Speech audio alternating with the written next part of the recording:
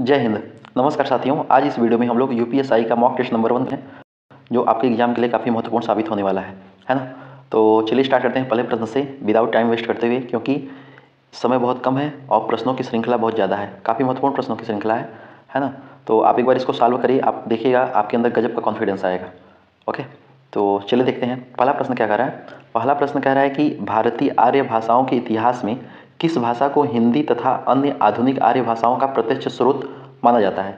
तो किस भाषा को माना जाता है भाई? तो ये माना जाता है अपभ्रंश भाषा को। किसको माना जाता है? अपभ्रंश भाषा को माना जाता है। तो देखिएगा, देखिए जो भारतीय आर्य भाषा है उसका विकास जो होता है वो क्रमिक रूप से होता है। कैसा होता है? क्रमिक रूप से होता है। सबसे पहले क्या होता है? सबसे पहले होता है आपका संस्कृत। क्या होता है? संस्कृत।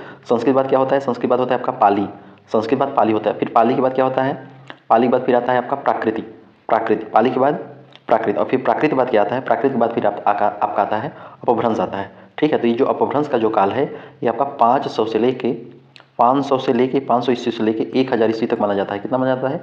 500 ईस्वी से लेकर 1000 ईस्वी तक का जो काल होता है वो अपभ्रंश का काल कहलाता है ना। जिसमें से आपका हिंदी, बांग्ला, गुजराती, मराठी, पंजाबी, उर्दू, उड़िया, काफ़ी सारी भाषाओं का जो है विकास होता है ना। तो अगला प्रश्न देखिए क्या कर रहा है। अगला प्रश्न कर रहा है कि हिंदी वर्तनी का मानकीकरण कब प्रकाशित हुआ है? हिंदी वर्तनी का मानकीकरण कब प्रकाशित हुआ? तो यह होता है आपका 1967 में। कब होता है? 1967 में। पाली का एक अन्य मतलब पाली भाषा का एक अन्य नाम क्या हो जाएगा? तो ये हो जाएगा आपका मगधी। पाली को क्या बोलेंगे? मगधी बोलेंगे। अच्छा, कच्चयन के अनुसार पाली भाषा में कितनी ध्वनियाँ हैं? तो पाली भाषा में कुल कितनी ध्वनियाँ हैं? 41 ध्वनियाँ। कितनी ध्वनियाँ हैं? 41 ध्वनियाँ हैं। हिंदी किस भाषा परिवार से संबंधित है? तो हिंदी जो है हिंद आर्य शाखा यानी भारोपी परिवार से संबंधित है। अच्छा, प्राकृति प्राकृत के दो प्रकार किसने बताए हैं? बताइए।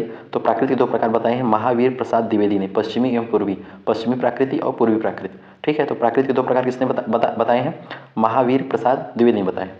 अच्छा, इसको बताइए, अपभ्रंश की जो पैसाची बोली है, अपभ्रंश की पैसाची बोली से किस आधुनिक भारतीय भाषा का उद्भव हुआ? बताइए, किस आधुनिक भाषा का उद्भव हुआ? देखिए, जो अपभ्रंश की पैसाची बोली, देखिए अपभ्रंश के तीन अपभ्रंश है। कौन कौन से अपभ्रंश? उसको ध्यान से देखिएगा। 3 अपभ्रंश होते हैं। एक होते हैं सौर सेनी अपभ्रंश, सौर सेनी अपभ्रंश, एक होता है सौर सेनी अपभ्रंश, एक होता है मागधी अपभ्रंश, मागधी मागधी अपभ्रंश, एक होता है पैसाची अपभ्रंश। कौन सा होता है? पैसाची अपभ्रंश। ठीक है, तो जो सौर सेनी अपभ्रंश होता है यहाँ से पश्चिमी हिंदी निकलती है। कौन सी निकलती है?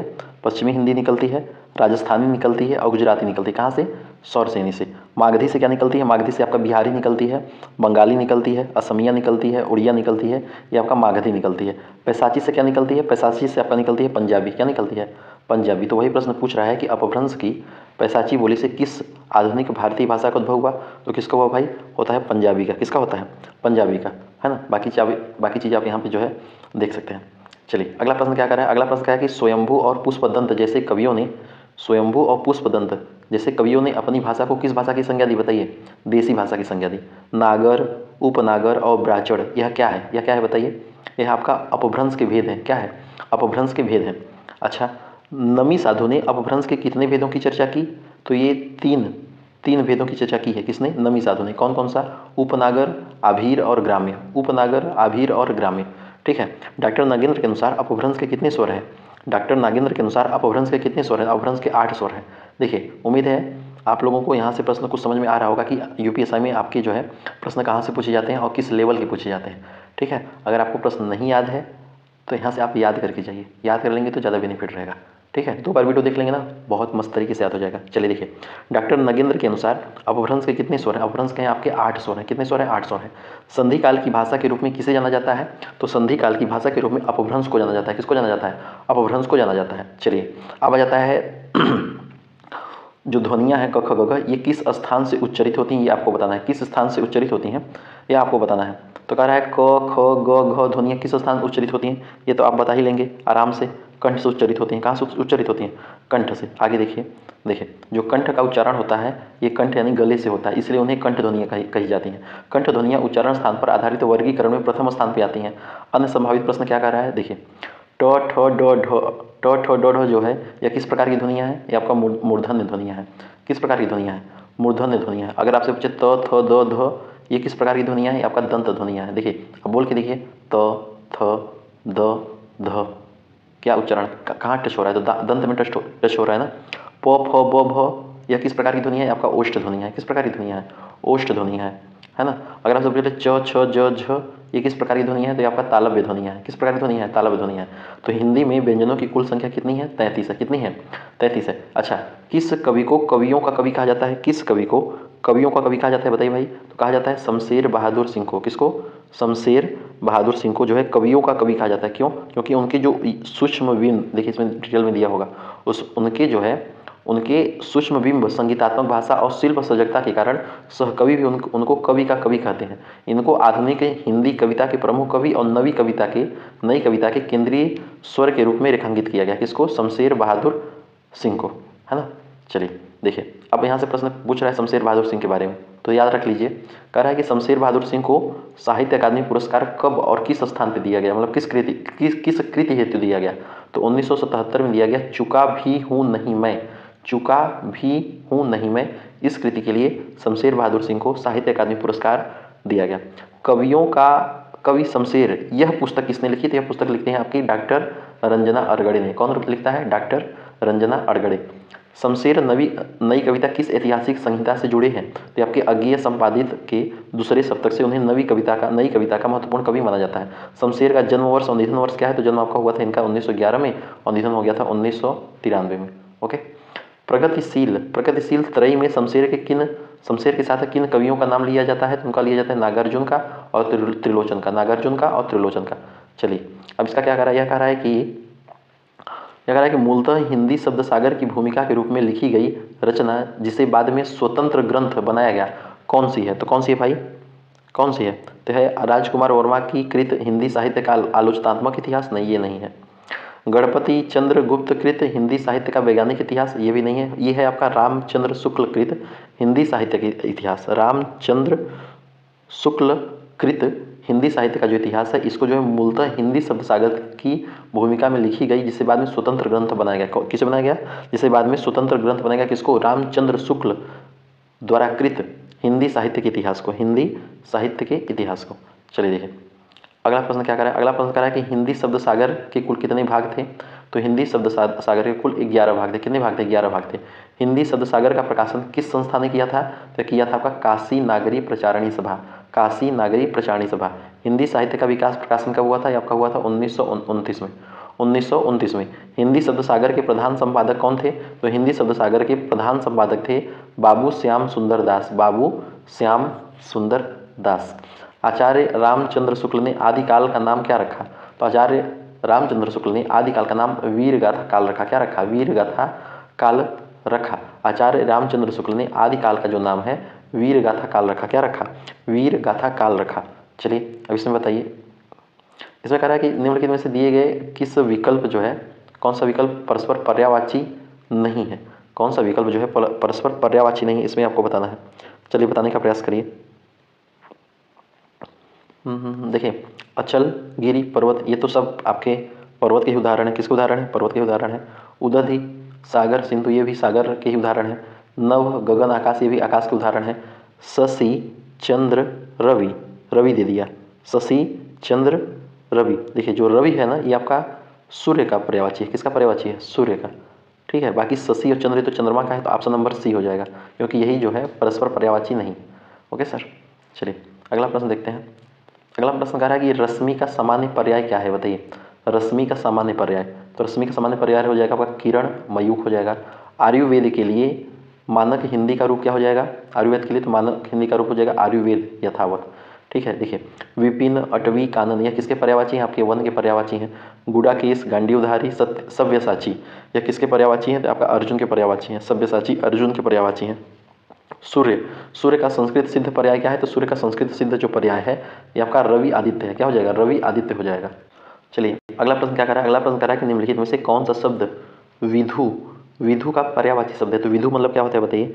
विधु मतलब होता है चंद्रमा। क्या होता है, विधु मतलब होता है चंद्रमा। तो चंद्रमा का पर्यायवाची क्या हो जाएगा, देखिए सलील, सलील। तो सलील किसका पर्यायवाची है, सलील है आपका जल का। सलील किसका पर्यायवाची है, सलील जल का पर्यायवाची है ना। रवि, रवि किसका है, तो रवि आपका सूर्य का हो जाएगा। रवि जो है, रवि सूर्य का हो जाएगा। गिरीश, गिरीश किसका पर्यायवाची है बताइए। गिरीश, गिरीश सूर्य का शिव का पर्यायवाची है, शिव का। तो विधु मतलब चंद्रमा, चंद्रमा मतलब निशाकर हो जाएगा। कौन सा हो जाएगा, नी साकर, नी साकर हो जाएगा। ठीक है, देखिए अगला क्या कर रहा है, कह रहा है कि नलिन, राजीव, सरसिज ये किसके पर्यायवाची हैं, तो आपके हो जाएंगे कमल के पर्यायवाची हैं। हारित, जो हारित है यह किसका पर्यायवाची हो जाएगा, तो आपका यह पर्यायवाची हो जाएगा कबूतर का। किसका, कबूतर का, है ना। अगर आपसे पूछ ले पंचसर, पंचसर किसका पर्यायवाची है बताइए, पंचसर किसका पर्यायवाची है, पंचसर, तो पंचसर हो जाएगा आपके कामदेव का। किसका, कामदेव का। मदन सलाका, मदन सलाका एवं परिभृत यह किसके पर्यायवाची है, आपका मदन सलाका परिभृत जो है आपका कोयल का हो जाएगा। क्या, किसका हो जाएगा, कोयल का हो जाएगा। अंबर शब्द किसके लिए पर्यायवाची है बने हैं, तो अंबर जो शब्द है आपका आकाश या वस्त्र के लिए पर्यायवाची बने हैं, है ना। तो यहाँ से प्रश्न ये सब चीज़ें आप याद रखिए, डायरेक्ट पूछेगा कि जैसे पंचसर किसका पर्यायवाची है, फटाक से बताइए, कामदेव का है। मदन सलाका किसका है, कोयल का है। परिभृत किसका है, कोयल का है। अंबर, अंबर किस, अंबर मतलब आकाश हो जाएगा। यहाँ पे हारित को क्या बोलेंगे, हारित मतलब कबूतर होता है ना। ऐसे प्रश्न आप याद रखिए फटाफट। देखिए यहाँ पे क्या कह रहा है कि निम्नलिखित में से कौन सा तद्भव तत्सम का कौन सा शब्द युग्म सही है, कौन सा शब्द युग्म सही है ये पूछ रहा है। देखिए आंसू, आंसू का असर बोल रहा है, तो आंसू का असर होता है, आंसू का असर नहीं होता है, आंसू का अश्रु होता है, अश्रु होता है, अश्रु नहीं होता है, अश्रु बस नहीं होता, अश्रु होता है, ये नहीं हो जाएगा। नाखून का नखर नहीं होता है, नख बस होता है, सिर्फ नख होता है, नाखून नखर। जीभ का जीवा, जीभ का जीवा ये तो सही दिया है, तो यही हो जाएगा। कान का कर्णिका, कान का कर्णिका, कान का कर्णिका नहीं होता है, कान का कर्ण भाग होता है, यह कर्ण हो जाएगा, कान का कर्ण होता है सिर्फ। ठीक है, तो option number B is right answer. अगला प्रश्न देखिए, हाँ यहाँ पे वही सब दिया है। सांप का तत्सम क्या हो जाएगा बताइए फटाफट, सांप का तत्सम क्या हो जाएगा, सांप का तत्सम हो जाएगा सर्प। आग का तत्सम, आग का तत्सम हो जाएगा अग्नि। धरती का तत्सम, धरती मतलब होता है धरित्री, धरित्री। आँख का तत्सम क्या हो जाएगा, आँख का तत्सम हो जाएगा अच्छी। दिल का तत्सम क्या हो जाएगा, दिल का तत्सम हो जाएगा हृदय। दिल का तत्सम क्या हो जाएगा, दिल का तत्सम हो जाएगा हृदय। ठीक है। पीत किस तद्भव शब्द का रूप है, पीत, पीत जो है वो किस तद्भव शब्द का रूप है, तो पीत मतलब होता है पीला, पीत, पीत मतलब क्या होता है पीला। ठीक है, जो पीलापन है ये आपका, यह गुड़ को बताता है कि मतलब एक अवस्था है, गुड़ को बताता है। ठीक है, आगे देखिए। नील, नील जो है किस तद्भव शब्द का तत्सम है, तो नीला का है। नासिका का तद्भव नाक हो जाएगा, सिर का तद्भव सिर हो जाएगा, पाद का तद्भव पाँव हो जाएगा, अच्छी का तद्भव आँख हो जाएगा।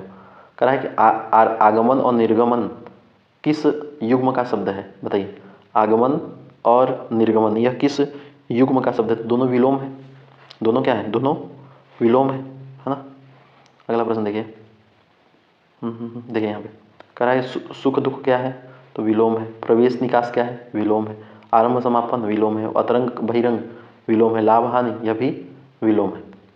चलिए यहाँ पे कह रहा है कि सूची 1 को सूची 2 से मिलान करिए, सूची 1 को सूची 2 से मिलान करिए। ठीक है, उदार का विलोम ही हम, क्योंकि उदार का विलोम तो कृपण होता है। ठीक है, प्रारंभ का विलोम, प्रारंभ का विलोम हो जाएगा आपका समापन, है ना, या समाप्त। ठीक है, स्थूल, स्थूल का विलोम क्या हो जाता है, स्थूल का विलोम होता है सूक्ष्म, है ना, सूक्ष्म। चलिए आगे देख लेते हैं। हाँ तो देखिए, और यहाँ पे दिया है सत्य का असत्य हो जाएगा, सूक्ष्म का स्थूल हो जाएगा, और प्रारंभ का समापन हो जाएगा। चलिए, प्राचीन का विलोम बताइए, प्राचीन का विलोम क्या हो जाएगा, तो प्राचीन का जो विलोम होता है अर्वाचीन होता है या नवीन होता है, प्राचीन का विलोम अर्वाचीन या नवीन हो जाएगा। सक्षम का विलोम क्या हो जाएगा, सक्षम का विलोम असक्षम हो जाएगा। प्रवेश का विलोम क्या हो जाएगा, प्रवेश का विलोम निकास हो जाएगा। उत्कर्ष का विलोम क्या हो जाएगा, उत्कर्ष का विलोम हो जाएगा अपकर्ष। निर्भीक का विलोम हो जाएगा भयभीत, निर्भीक का विलोम क्या हो जाएगा, भयभीत हो जाएगा। निम्नलिखित में से कौन सा शब्द अनिकार्थी शब्द नहीं है, कौन सा शब्द अनिकार्थी शब्द नहीं है, ये आपको बताना है। तो सरस्वती, सरस्वती के तो पर्यायवाची होते हैं ना, जैसे सरस्वती देवी भी होती है, सरस्वती देवी भी होती हैं, नदी भी होती है ना, वाणी भी होती है, वाक, वाणी होती है। कर मतलब क्या होता है, कर मतलब कर एक, कर मतलब हाथ होता है, टैक्स होता है। कर एक कौन सा अनिकार्थी नहीं, ये देखिए ये सब अनिकार्थी हैं। और कर मतलब और क्या होता है, कर मतलब किरण भी हो जाएगा, हाँ। और क्या होता है, ये सब होता है। पत्र, पत्र को क्या बोलेंगे, तो पत्र को बोल देंगे आप पत्र, जैसे कि पत्र मतलब पत्ता भी होता है ना। पतली परत भी होती है, धातु की पतली परत, धातु की पतली परत। और क्या हो जाएगा, ये सब हो जाएगा। उपवन का कोई अनिकार्थी नहीं होता, तो उपवन क्या हो जाएगा, option number C. Option number C is right answer. अगला प्रश्न देखिए, कह रहा है जीवन के 3 अनिकार्थी शब्द कौन से हैं। तो जीवन के 3 अनिकार्थी शब्द हैं प्राण, पुत्र, जल। पय के 2 अनिकार्थी शब्द बताइए, तो पय का हो जाएगा दूध और पानी। पंचानन का अनिकार्थक रूप क्या हो जाएगा, पंचानन का हो जाएगा शिव, सिंह, शिव, प्रकांड विद्वान, सिंह, शिव, प्रकांड विद्वान। शक्ति, सेना, सहारा किसका अनिकार्थक रूप है, शक्ति, सेना, सहारा किसका अनिकार्थक रूप है, तो आपका शक्ति मतलब बल होता है, ठीक है। बलराम, बैल, किसान, ये किसका अनिकार्थक रूप है, आपका हलधर का हो जाएगा, किसका हो जाएगा, हलधर का हो जाएगा, ठीक है, हलधर का हो जाएगा। चलिए अगला प्रश्न देखिए, अगला प्रश्न क्या कर रहा है, अगला प्रश्न कर रहा है कि जो अनेक विकल्पों के लिए, अनेक शब्दों के लिए एक शब्द, अनेक शब्दों के लिए एक शब्द आपको बताना है, ठीक है। और कौन सा इसमें से कौन सा विकल्प गलत है। अच्छा जी, इसमें बताना है कि कौन सा विकल्प गलत है। जो आसानी से टूट जाए उसको क्या क्या बोलते हैं, उसको भंगुर बोलते हैं, ये तो बात सही है। जो याद रखने योग्य हो उसको स्मरणीय बोलते हैं, ये भी बात सही है। जो कभी न मरता उसको अधर, अधर नहीं बोलते हैं, उसको अमर बोलते हैं, क्या बोलते हैं, अमर। तो यही विकल्प गलत है, ऑप्शन नंबर सी सही हो जाएगा। जो सब जगह व्याप्त हो उसको बोलेंगे सर्वव्यापी। जो पढ़ने योग्य हो उसको बोलेंगे पठनीय। जो समझने योग्य हो उसको बोलेंगे बोधगम्य। जो इलाज ठीक से ना हो उसको बोलेंगे ला इलाज।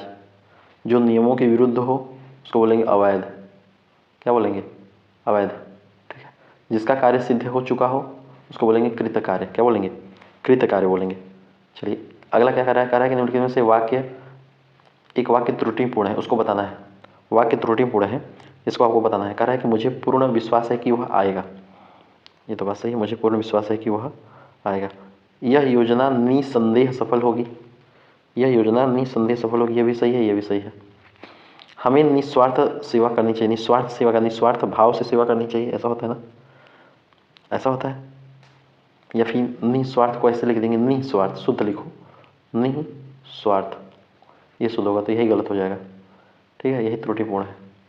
तो निश्चित होकर परीक्षा, तो ये भी बात सही है। अगला प्रश्न देखिए, कह रहा है निम्नलिखित में से किसी वाक्य में अप्राणीवाचक संज्ञा का लिंग क्रिया से निर्धारित किया गया है। किस वाक्य में अप्राणीवाचक संज्ञा का लिंग जो क्रिया है वह निर्धारित किया गया है अप्राणीवाचक से, इसको आपको बताना है। तो अप्राणीवाचक क्या हो जाएगा, अप्राणीवाचक क्या हो जाएगा, जैसे गंगा बहती है, गंगा बहती है, ठीक है, तो बहती क्या हो जाएगा, बहती क्या हो जाएगा, क्योंकि अप्राणीवाचक और लिंग क्रिया से, और लिंग क्रिया से, ठीक है। तो जो गंगा बहती है यही यही सही हो जाएगा, यही अप्राणीवाचक है, बट इसका निर्धारण लिंग से कर दिए। यह नदी चौड़ी है, तो यह नदी चौड़ी है, इसका कोई मतलब वो नहीं मिल रहा है लिंग संकेत की क्या। यह पहाड़ ऊंचा है, यह किताब नहीं समझ, तो गंगा बहती है राइट आंसर। समझ में आएगी बात, यहाँ से आप देख लीजिए। अगला प्रश्न देखिए, कह रहा है अप्राणीवाचक शब्दों के लिंग निर्णय का प्रमुख आधार क्या है। तो लिंग निर्णय का प्रमुख आधार है क्रिया और विशेषण, क्या हो जाएगा, क्रिया और विशेषण, ठीक है। कोई भी एग्जाम दीजिए आप, KVS का दीजिए, EMRS का दीजिए, DSSB का दीजिए, हिंदी तो पूछेगा ही, है ना, हिंदी तो यहाँ से आएगा ही, कि हिंदी भी बदल जाता है, बताइए हिंदी तो नहीं बदलता है, ठीक है। तो एक लेवल सेट करके तैयारी करिए, बहुत बढ़िया तरीके से हिंदी, GS, मैथ, रीजनिंग सब कंप्लीट हो जाएगा। कह रहा है किससे लिंग निर्णय नहीं किया जा सकता, किससे नहीं किया जा सकता भाई, तो जो है क्रिया, विशेषण, अव्यय, किससे नहीं किया जा सकता, अव्यय से, अव्यय से जो है लिंग निर्णय नहीं किया जा सकता। चलिए इसमें बताइए, वाक्य में लिंग बताइए, यमुना तेजी से बहती है, तो यमुना तेजी से क्या हो जाएगा, तेजी से बहती है तो स्त्रीलिंग हो जाएगा। आकाश शब्द का लिंग क्या हो जाएगा, आकाश शब्द का लिंग पुल्लिंग, आकाश कैसा है, आकाश पुल्लिंग हो जाएगा। नदी स्त्रीलिंग हो जाएगा। करा कि निम्नलिखित में से वचन की दृष्टि से कौन सा जोड़ा सही नहीं है, तो कौन सा जोड़ा सही नहीं है भाई। तो देखिए लड़की का लड़कियाँ एकदम सही है, नदी का नदियाँ ये भी सही है, माता का माता ये भी सही है, पत्ता का पत्तियाँ नहीं होता है, पत्ता का पत्ते होता है, क्या होता है, पत्ता का पत्ते हो जाएगा, है ना। अगला प्रश्न देखिए, सखी, सखी का बहुवचन हो जाएगा सखियाँ, लड़का का बहुवचन हो जाएगा लड़के, गुरु का बहुवचन हो जाएगा गुरुजन, भाषा का बहुवचन होता है भाषाएं, और दवा का बहुवचन दवाएं। निम्नलिखित में से संकेतवाचक सर्वनाम हो जाएगा, संकेतवाचक सर्वनाम जब मैं नहीं होगा, है ना, कौन, कौन भी नहीं होता है, कोई भी नहीं होता, यह होता है, यह इशारा कर रहा है कि यही यही यही वो व्यक्ति है जिसने क्या किया था, डकैती डाली थी यह संकेतवाचक सर्वनाम है ना। मैं पुरुषवाचक सर्वनाम है, कौन प्रश्नवाचक सर्वनाम है, और कोई अनिश्चयवाचक सर्वनाम है। अगला प्रश्न देखिए, कह रहा है वह किस प्रकार का सर्वनाम है, वह, तो वह जो है एक संकेतवाचक बता रहा है ना, तो आपका संकेतवाचक सर्वनाम हो जाएगा। तुम क्या पढ़ रहे हो, तो क्या प्रश्नवाचक सर्वनाम हो जाएगा। कुछ कुछ मतलब एक अनिश्चय हो जाएगा, अनिश्चयवाचक सर्वनाम। कुछ जो जो वो इसका उसका जिसका जिसका, ये जो संबंधवाचक सर्वनाम है। ठीक है। स्वयं, स्वयं किस प्रकार का सर्वनाम है? स्वयं, तो स्वयं निजवाचक सर्वनाम है, निजवाचक सर्वनाम है ना। चलिए अगला प्रश्न क्या कर रहा है? कारण निम्नलिखित में से विशेष्य एवं विशेषण की दृष्टि से एक युग्म गलत है। कौन सा गलत है? विशेष्य एवं विशेषण की दृष्टि से एक युग्म गलत है, उसको आपको बताना है। कौन सा गलत है भाई? उसको आपको बताना है। ठीक है। भय का भयभीत, ये तो सही है। भय का भयभीत। करुणा का करुणित, इसको देखते हैं। आकांक्षा का आकांक्षी, ये तो सही है। लज्जा का लज्जित, ये भी सही है। देखिए करुणा का करुणित नहीं होता है, करुणा का होता है करुणामय। बात सही है नहीं? करुणामय होता है, करुणा का करुणामय होता है। ठीक है। करुणा, भय मतलब क्या होता है? मतलब कि किसी भी चीज़ से मतलब डरा हुआ, करुणा। ठीक है। चलिए अगला प्रश्न देखिए, कह रहा है मेरा घोड़ा लाल है, तो इसमें से विशेषण क्या हो जाएगा? तो लाल हो जाएगा। औचित्य का विशेषण क्या हो जाएगा? औचित्य का हो जाएगा उचित। कायिक का विशेषण हो जाएगा काया। उद्देश्य का विशेषण हो जाएगा औदिच्य। वस्तुओं को रंग बनाने वाले विशेषण को किस श्रेणी में रखेंगे? तो गुणवाचक में रखेंगे। किस में रखेंगे? गुणवाचक में रखेंगे। किस में रखेंगे? गुणवाचक में रखेंगे। ठीक है। चलिए पैराग्राफ आ गया है, उसको थोड़ा ध्यान से देखना है और बताना है आंसर। पहले प्रश्न देख लेते हैं ताकि समझ में आए ना कि पैराग्राफ में पढ़ना क्या है। गद्यांश के अनुसार समय प्रबंधन का मुख्य उद्देश्य क्या है? अच्छा, समय प्रबंधन पूछ रहा है। ठीक है। अगला प्रश्न देखिए क्या कर रहा है। पहले प्रश्न मैं देख ले रहा हूँ। समय सीमाएं अस्पष्ट रखने से गद्यांश के अनुसार क्या प्रभाव पड़ता है? समय सीमाएं स्पष्ट रखने से। दूसरा प्रश्न ये पूछ रहा है, पहला कर समय प्रबंधन का मुख्य उद्देश्य। और कोई प्रश्न है? और भी प्रश्न है कि समय प्रबंधन का व्यक्तिगत लाभ किस रूप में निरूपित है? किस रूप में निरूपित है व्यक्तिगत लाभ, इसको भी आपको बताना है। ठीक है। तो अब आइए पैराग्राफ पढ़ते हैं। पैराग्राफ में देखिए फटाफट क्या है। पैराग्राफ क्या कर रहा है? पैराग्राफ कर रहा है कि समय प्रबंधन केवल घड़ी देखने की आदत नहीं बल्कि प्राथमिकताओं को स्पष्ट करने की कला है। जो व्यक्ति आवश्यक कार्यों को पहले करता है तो वह तनाव कम महसूस करता है और निर्णयों में दृढ़ रहता है।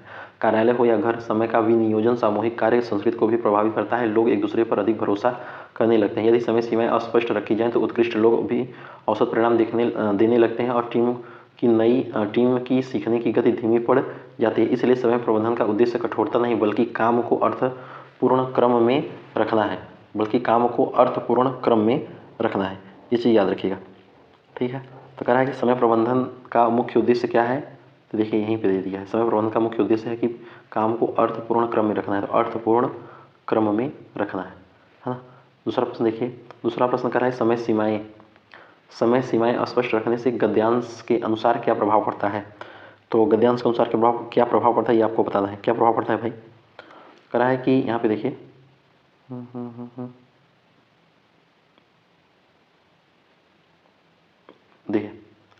समय सीमा स्पष्ट हो गया तो उत्कृष्ट लोग भी औसत परिणाम देने लगते हैं। उत्कृष्ट लोग भी औसत परिणाम देने लगते हैं। ठीक है। समय सीमा स्पष्ट से गद्यांश के अनुसार क्या प्रभाव पड़ता है? तो उत्कृष्ट लोग भी औसत परिणाम देने लगते हैं। ये सही हो जाएगा। अगला प्रश्न देखिए। अगला प्रश्न कह रहा है कि समय प्रबंधन का व्यक्तिगत लाभ किस रूप में मिलता है? तो मिलता है तनाव कम होना और निर्णयों में दृढ़ता। तनाव कम होना और निर्णयों में दृढ़ता। ये देखिए तनाव कम महसूस करता है और निर्णयों में दृढ़ता रहता है। चलिए आगे देखते हैं। चलिए इसको बताना है आपको थोड़ा फटाफट। मैं अभी खाना खा रहा हूँ, इसमें कौन सा सर्वनाम? अभी खाना खा रहा हूँ तो तत्काल हो जाएगा, तत्कालीन वर्तमान। वह प्रतिदिन दौड़ता है तो प्रतिदिन नॉर्मली है तो सामान्य वर्तमान हो जाएगा। हम काम कर चुके हैं तो यहाँ पूर्ण हो चुका है। वह आज आ सकता है तो संभाव्य है कि वह आज टपक पड़े। ठीक है। जो अभी क्रिया हो रही है उसको क्या बोलेंगे? तो उसको बोलेंगे अपूर्ण वर्तमान, जो अभी पूरा हुआ नहीं है ना। कारण निम्नलिखित में से किस वाक्य में वाच्य का प्रयोग हुआ है? भाववाच्य का। निम्नलिखित में से किस वाक्य में भाववाच्य का प्रयोग हुआ है, आपको बताना है। बताइए किसमें प्रयोग हुआ है भाव का? हम समय पर पहुंचे, इसमें नहीं हुआ है। शिक्षक ने विद्यार्थियों को समझाया, मुझसे यह काम अब नहीं किया जाता, यही भाववाच्य है। Option number C. देखिए भाववाच्य क्या होता है कि भाववाच्य मतलब होता है कि जिसमें जो है क्रिया का उसमें भाव होता है ना, जिसमें जो है प्रातः से का वो बात आता है। जैसे मुझसे यह काम नहीं किया जा सकता, ऐसा समझ लीजिए। चलिए आगे देखते हैं। अगला प्रश्न क्या कर रहा है? अगला प्रश्न बोल रहा है कि बच्चों से इतना काम नहीं हो पाता। इसमें कौन सा भाग है? इतना। बच्चों से इतना तो ऑप्शन में भाववाच्य हो जाएगा। चिट्ठी मोहन से लिखवाई तो किससे लिखवाई? कर्मवाच्य हो जाएगा। ठीक है। रीना ने चित्र बनाया, तो रीना ने किसने चित्र बनाया? रीना ने, तो कर्तृवाच्य हो जाएगा। भाववाच्य का लक्षण क्या हो जाएगा? भाववाच्य का लक्षण हो जाएगा कर्ता गौण, यह कारक होना हो जाएगा। ठीक है। मैं यह काम नहीं कर पाता, इस वाक्य का भाववाच्य में रूपांतरण क्या होगा? तो यह हो जाएगा आपका मुझसे यह काम नहीं हो पाता, मुझसे यह काम नहीं हो पाता। ठीक है। कह रहा है सब इंस्पेक्टर में शब्द में किस उपसर्ग का प्रयोग हुआ है भाई? तो इसमें सीधा सीधा दिख रहा है सब उपसर्ग का प्रयोग हुआ है। ठीक है, सब उपसर्ग का प्रयोग हुआ है। तो सब इंस्पेक्टर में किस उपसर्ग का प्रयोग हुआ है? सब का, है ना। किसका हुआ है? सब का हुआ है। अगला देखते हैं। यहाँ पे देखिए, कह रहा है कि बे अरब में कौन सा उपसर्ग है? बे अरब में, तो बे अरब में बे है, बे मतलब बिना होता है। सुपर फास्ट में कौन सा उपसर्ग है? तो सुपर में सुपर है ना। सुपर फास्ट में जिसको बोलते हैं अधिक या अतिशय। प्री स्कूल में कौन सा उपसर्ग है? तो प्री हो जाएगा। पोस्ट ग्रेजुएट में कौन सा उपसर्ग है? तो पोस्ट हो जाएगा। और रीसेट में कौन सा उपसर्ग हो जाएगा? तो री हो जाएगा। री मतलब पुनः, दोबारा। कारण नीलिमा शब्द में कौन सा प्रत्यय है? नीलिमा शब्द में कौन सा प्रत्यय हो जाएगा? इसको बताइए। नीलिमा में ईमा, नीलिमा में कौन सा प्रत्यय हो जाएगा? ईमा हो जाएगा। ईमा मतलब कैसे? नील प्लस ईमा क्या हो रहा है? नीलिमा हो जा रहा है। हाँ, ये चीज़ याद रखिएगा। जैसे होता है लघु प्लस ईमा, इसको क्या बोलेंगे? इसको बोलेंगे लघिमा। क्या बोलेंगे? लघिमा। देखिए, अगला प्रश्न देखते हैं। अगला प्रश्न करा कि प्रत्यय मूलतः कितने प्रकार के होते हैं? जो प्रत्यय होता है वह मूलतः कितने प्रकार का होता है? तो प्रत्यय मूलतः 2 प्रकार का होता है। प्रत्यय मूलतः 2 प्रकार का होता है। सुंदरता में कौन सा प्रत्यय होता है? तो सुंदरता में ता प्रत्यय है। प्रत्यय लास्ट में जो जोड़ जाते हैं, उपसर्ग स्टार्टिंग में जोड़े जाते हैं। दासत्व में कौन सा प्रत्यय है? तो प्रत्यय है। कृत और तद्धित क्या है? तो कृत और तद्धित जो है आपका प्रत्यय है।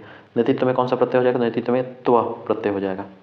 ओके सर, ये सब याद रखिएगा। चलिए, इसके बारे में बताइए। कह रहा है कि मिलान करना है। निरीह, तो निरीह क्या हो जाएगा? सीधा सीधा दिख रहा है। निष्पाप, निधन पाप। निश्चय, निधन चय। ठीक है। प्रातः काल। चलिए आगे देखिए। कह रहा है नमस्कार का संधि विच्छेद क्या हो जाएगा? तो नमस्कार, तो नमस्कार का नमः धनकार। निस्तार का निह धनतार। तेजह धन अस क्या हो जाएगा? तेजोअसि। यदि विसर्ग के बाद ट ठ हो तो विसर्ग का क्या हो जाता है? तो विसर्ग का श हो जाता है। ठीक है, विसर्ग क्या हो जाता है? विसर्ग का श हो जाता है। यदि विसर्ग के साथ स्वर व्यंजन के संयोग से होने वाला ध्वनि परिवर्तन क्या कहलाता है? आपको कहलाता है विसर्ग संधि कहलाता है। क्या कहलाता है? विसर्ग संधि कहलाता है। 2 वर्णों के मेल से जो विकार उत्पन्न होता है, 2 वर्णों के मेल से जो विकार उत्पन्न होता है वह क्या कहलाता है? बताइए, वह क्या कहलाता है? वह कहलाता है संधि। क्या बोलते हैं उसको? उसको बोलते हैं संधि, है ना। आगे देखिए, कह रहा है अत्याचार का संधि विच्छेद क्या होगा? अत्याचार का, तो अतिधन चार। इति प्लस अर्थ का संधि विच्छेद क्या हो जाएगा? इति प्लस अर्थ का इत्यर्थ। रित्य अनुसार में कौन सी संधि हो जाएगी? तो रित्य यण संधि हो जाएगी। किस संधि के 5 उपभेद होते हैं? तो 16 संधि के होते हैं। परिच्छेद का संधि विच्छेद क्या हो जाएगा? तो परिधन छेद। देश निकाला समास किस भेद का उदाहरण है? देश निकाला समास किस भेद का उदाहरण है? तो यहाँ आपका तत्पुरुष, देश से निकाला अपादान से, पश्चिमी अपादान तत्पुरुष का उदाहरण हो जाएगा। पश्चिमी अपादान तत्पुरुष का उदाहरण हो जाएगा। तत्पुरुष मतलब क्या होता है? तत्पुरुष मतलब होता है कि उसमें जो है बीच में क्या है? बीच में जैसे के आए, है ना, को आए, से आए, में आए, पर आए, ठीक है, के लिए आए, ये तत्पुरुष समास के उदाहरण हो जाएंगे। देखिए, ऋण मुक्त का समास विग्रह क्या हो जाएगा? तो ऋण मुक्त का समास विग्रह हो जाएगा ऋण से मुक्त। देशभक्ति क्या हो जाएगा? चतुर्थ तत्पुरुष है।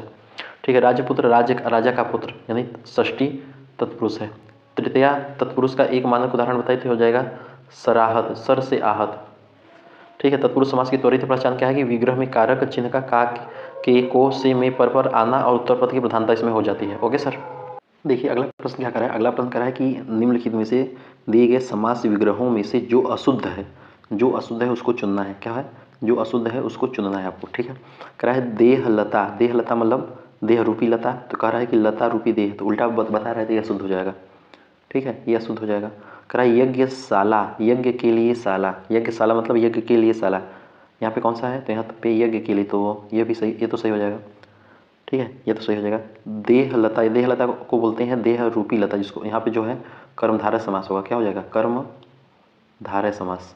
और यज्ञशाला के लिए, यज्ञ के लिए, शाला यज्ञ के लिए, तो इसमें यहाँ पे तत्पुरुष समास आ रहा है ना।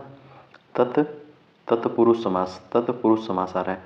ठीक है। नवनिधि, नवनिधि, नवनिधि मतलब होता है क्या? 9 प्रकार की निधि। तो 9 प्रकार की निधियाँ तो नहीं हो रहा है इसमें, ये भी गलत है। इसको बोलते हैं नवनिधि। नवनिधि मतलब होता है 9 निधियों का समूह, 9 निधियों का समूह, ना कि 9 प्रकार की निधियाँ। ठीक है। वेद पुराण, वेद पुराण मतलब वेद और पुराण ये विभाजित है। ए और डी अशुद्ध है, ए और डी नहीं, ए और सी है ना, ए और सी ये अशुद्ध है। तो ए और सी क्या हो जाएगा आंसर? ए और C, option number D. Okay sir, अगला प्रश्न देखते हैं। अगला प्रश्न देखिए, कह रहा है कि जिस समास का प्रथम पद संख्यावाची हो, जिस समास का प्रथम पद संख्यावाची उसको बोलेंगे द्विगु समास। क्या बोलेंगे? द्विगु समास। जल मग्न का समास वगैरह का क्या हो जाएगा? जल में मग्न। पंचरत्न का समास क्या हो जाएगा? पंच, यानी कि द्विगु समास। चंद्र प्रकाश का समास क्या हो जाएगा? चंद्र का प्रकाश। नवरत्न का समास क्या हो जाएगा? नवरत्न, नवरत्न। ठीक है, द्विगु समास हो जाएगा। अगला प्रश्न देखिए, कह रहा है कि वाक्य को उचित विराम चिन्हों सहित चुनिए। उचित विराम चिन्हों सहित आपको चुनना है। ठीक है सर, एकदम ध्यान से देखिएगा। उचित विराम चिन्ह आपको चुनना है। दिखाई दे रहा है क्लियर? अब देखिए, कह रहा है रामू बड़ा खिलाड़ी है, कामा दिया है, कल उसकी टांग टूट गई। कल उसकी टांग टूट गई। तो यहाँ पे रामू में कॉमा नहीं दी तो गलत हो जाएगा। रामू जो बड़ा खिलाड़ी है कल, यहाँ गड़बड़ हो गया। रामू जो बड़ा खिलाड़ी है कल उसकी टांग टूट गई। रामू, ये तो गलत। ऑप्शन नंबर सी सही हो जाएगा। ऑप्शन नंबर सी सही हो जाएगा। यहाँ पे अल्प विराम का चिन्ह हुआ है ना, याद रखिएगा। देखिए, अल्प विराम का कार्य क्या होता है? अल्प विराम का कार्य होता है कि छोटे ठहराव दिखाना, समपद उपवाक्यों को अलग करना, सूचीकरण करना। ठीक है। जब प्रश्न पत्र तैयार हुआ तब परीक्षा हुई, तो कामा आया, तो यहाँ पे अल्प विराम आया। कौन सा विराम आया? अल्प विराम आया। और की संभावना वाले संपद कैसे अलग करेंगे? तो और की संभावना वाले पद को जो है अल्प विराम से अलग करेंगे। किससे अलग करेंगे? अल्प विराम से अलग करेंगे। एक होता है अल्प विराम, एक होता है अर्ध विराम। ठीक है, ये अल्प विराम होता है, ये अर्ध विराम होता है, याद रखिएगा। देखिए यहाँ पे दे ही दिया। कह रहा है कि अर्ध विराम का प्रयोग कब होता है? अर्ध विराम का प्रयोग होता है परस्पर संबंध स्वतंत्र वाक्यों उपवाक्यों को अलग करने में। विवरण चिन्ह, विवरण चिन्ह कैसे लिखते हैं? ठीक है, कोई भी चीज़ लिखिए, जैसे मान लीजिए कि सत्यनारायण कथा लिख दिए, सत्यनारायण कथा, सत्यनारायण, तो कथा ऐसे कर दीजिए, तो ये विवरण चिन्ह हो जाएगा, है ना। चलिए, सूची 1 को सूची 2 से सुमेलित करना है। अच्छा जी, सूची 1 को सूची 2 से सुमेलित करना है। थोड़ा सा जूम आउट कर दिए, क्वालिटी बढ़ा लीजिए। चलिए मिलान करिए, कौन सा क्या मिलान हो जाएगा? सदा दिवाली संत की 12 माह बसंत। सदा दिवाली संत की 12 माह बसंत। व्यक्ति अच्छा सद्भावी होगा तो जगत भी उसे अच्छा लगता है। मन इच्छा दृढ़ हो तो उपाय निकल ही आता है। हमेशा आनंद उत्सव का अनुभव, अंतः प्रसन्नता स्थायी। सब मौसम एक से स्वभाव परिस्थिति परिवर्तन न दिखना। अच्छा, सब मौसम एक। तो कह रहा है कि सदा दिवाली संत की 12 मास बसंत, 12 मास बसंत। जहाँ चाह वहाँ राह, जहाँ चाह वहाँ राह, ये तो हो जाएगा। बी का तो 2 हो रहा है, बी का 2 हो रहा है ना, बताइए। बी का 2 हो रहा है। ठीक है, आप भले तो जग भला, डी का 1 हो रहा है, डी का 1 हो रहा है। आप भले तो जग भला। समझ में आ रहा है ना बात? कुछ मिलाने का प्रयास करिए, आप भी थोड़ा सोचिए। और क्या कह रहा है कि सदा दिवाली संत की 12 मास बसंत। सदा दिवाली संत की 12 मास बसंत, इसका हो जाएगा हमेशा आनंद उत्सव सा अनुभव करना।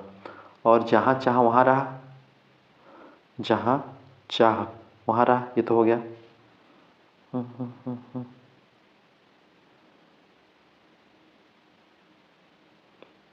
न सावन सूखा न भादव सूखा, मामला गड़बड़ा है।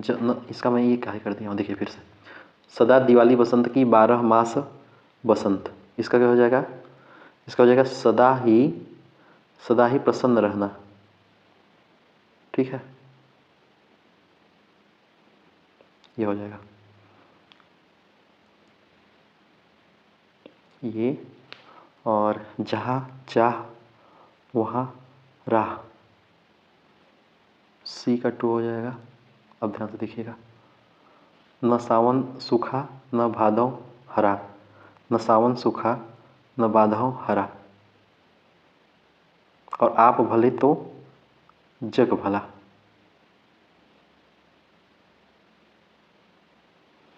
ओके, मिलान कर लीजिएगा। अगला प्रश्न देखिए, अगला प्रश्न कह रहा है कि लोक में प्रचलित उक्ति जिसका मूल अर्थ बना रहता है और स्वतंत्र रूप से उसका प्रयोग भी किया जाता है, क्या कहलाता है? लोकोक्ति। उल्टा चोर कोतवाल को डांटे का अर्थ क्या हो जाएगा? गलती स्वीकार न करके आंख दिखाना। एक जान हजार अरमान, इसका बोलेंगे, इसको क्या बोलेंगे? मनुष्य की अनेक इच्छाएं होती है। इमली के पात पर बारात का डेरा, इमली के पात पर बारात का डेरा मतलब क्या होता है? उसको बोलेंगे असंभव बात, है ना, असंभव बात, असंभव बात बोलेंगे। इमली के पात पे बारात का डेरा, हाँ असंभव बात हो गया।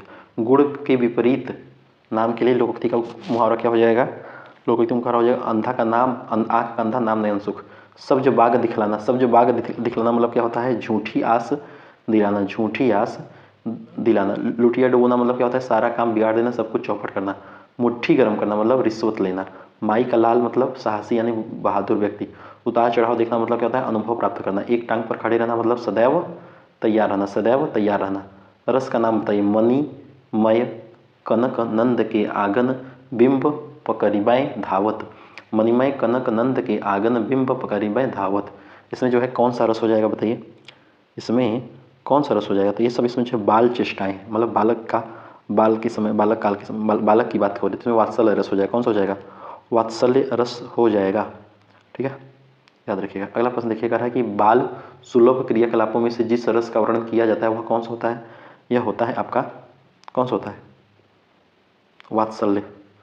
वियोग वात्सल्य रस कब होता है? जब होता है जब बालक अपने माता पिता से अलग हो जाता है।